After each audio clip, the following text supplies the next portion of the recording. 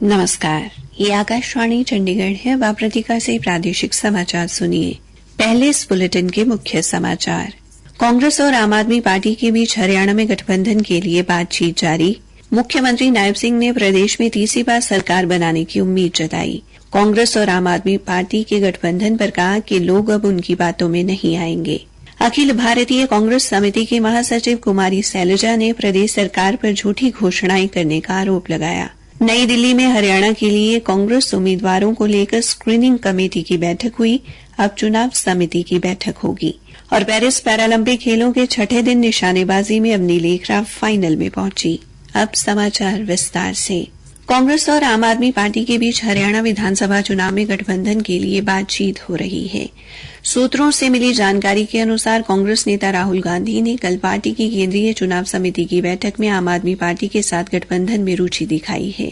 उल्लेखनीय है कि पहले आम आदमी पार्टी के नेता और राज्यसभा सांसद संजय सिंह ने कांग्रेस नेता राहुल गांधी के गठबंधन में रुचि लेने संबंधी रिपोर्ट का स्वागत किया है। गठबंधन की संभावना पर अखिल भारतीय कांग्रेस समिति के महासचिव व प्रदेश प्रभारी दीपक बाबरिया ने कहा कि आम आदमी पार्टी से गठबंधन को लेकर बातचीत चल रही है, लेकिन अभी गठबंधन को अंतिम रूप नहीं दिया गया। हरियाणा के मुख्यमंत्री नायब सिंह ने उम्मीद जताई है कि प्रदेशवासी प्रदेश में एक बार फिर भारतीय जनता पार्टी की सरकार बनाएंगे। आज पार्टी द्वारा करनाल के तरावड़ी कस्बे में आयोजित जन आशीर्वाद रैली में एकत्रित जनसमूह से उत्साहित मुख्यमंत्री ने कांग्रेस और अन्य विपक्षी दलों पर जमकर प्रहार किए। बाद में मीडिया से बातचीत में मुख्यमंत्री ने कहा कि आज नीलोखेड़ी की जन आशीर्वाद रैली में भी जो हुजूम उमड़ा है, उससे लगता है कि हरियाणा के लोग बड़े बहुमत के साथ प्रदेश में बीजेपी की सरकार बना रहे हैं। उन्होंने कहा कि केंद्र में मोदी सरकार के सहयोग और आशीर्वाद से हरियाणा में विकास को और गति मिलेगी। जननायक जनता पार्टी के विधायकों के बीजेपी में शामिल होने के सवाल पर उन्होंने कहा कि वे सभी जेजेपी की नीतियों से घुटन महसूस कर रहे थे। कांग्रेस और आम आदमी पार्टी के गठबंधन पर उन्होंने कहा कि दोनों दलों पर भ्रष्टाचार के आरोप हैं। उन्होंने लोकसभा में भी गठबंधन किया था।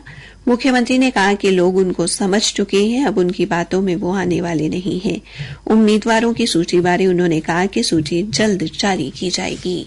अखिल भारतीय कांग्रेस समिति की महासचिव एवं सिरसा से सांसद कुमारी सैलजा ने प्रदेश सरकार पर झूठी घोषणाएं करने का आरोप लगाया है।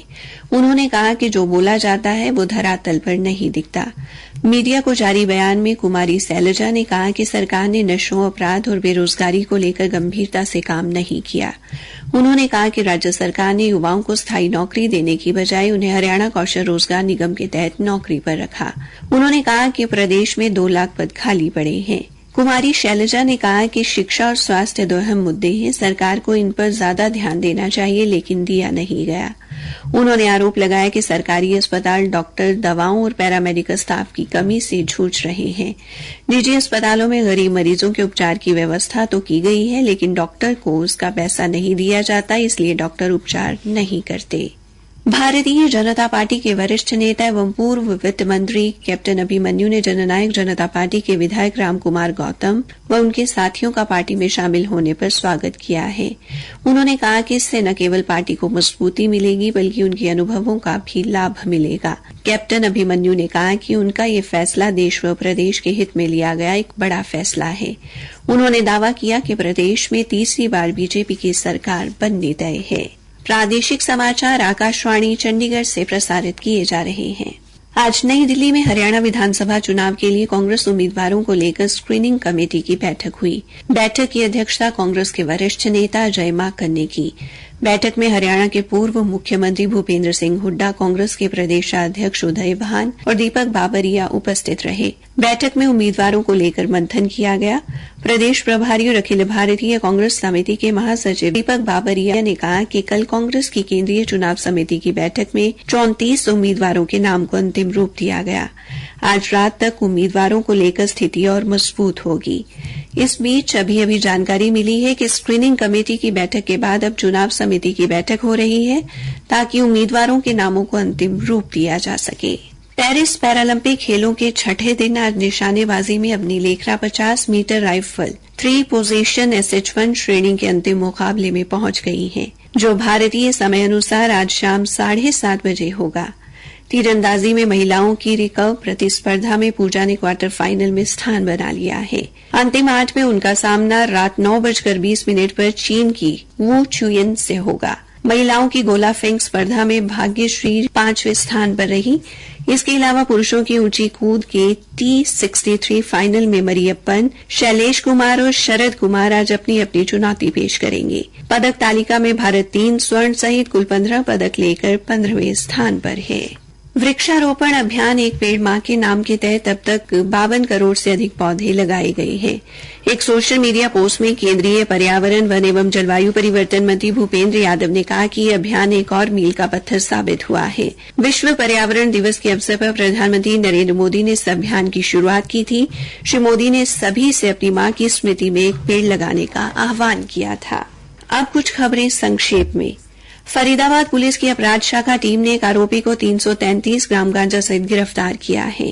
पुलिस प्रवक्ता यशपाल ने बताया कि गिरफ्तार आरोपी बजरंगी उत्तर प्रदेश के गांव बिलारी का निवासी है, जो फिलहाल फरीदाबाद के चंदन नगर में किराए के मकान में रह रहा था। पूछताछ में आरोपी ने खुलासा किया है कि वो खुद भी गांजा पीने का आदी है। आरोपी ने बताया कि वो ये गांजा दिल्ली के सदर बाजार से एक व्यक्ति से खरीद कर लाया था। पुलिस आगे जांच कर रही है। पानीपत पुलिस द्वारा नशे के खिलाफ चलाई गई मुहिम के तहत आज समालखा के राजकीय वरिष्ठ माध्यमिक विद्यालय में विद्यार्थियों को नशों के दुष्प्रभाव के बारे जानकारी देकर जागरूक किया गया। नशा मुक्त अभियान के जिला नोडल अधिकारी उप पुलिस अधीक्षक नरेंद्र काद्यान ने बताया कि नशा व्यक्ति के सामाजिक, आर्थिक व शारीरिक विकास में सबसे बड़ी बाधा है। जीवन में किसी लक्ष्य को प्राप्त करना है तो सबसे पहले नशे से दूर रहना होगा। इस दौरान विद्यार्थियों को जीवन में नशा न करने की शपथ भी दिलाई गई।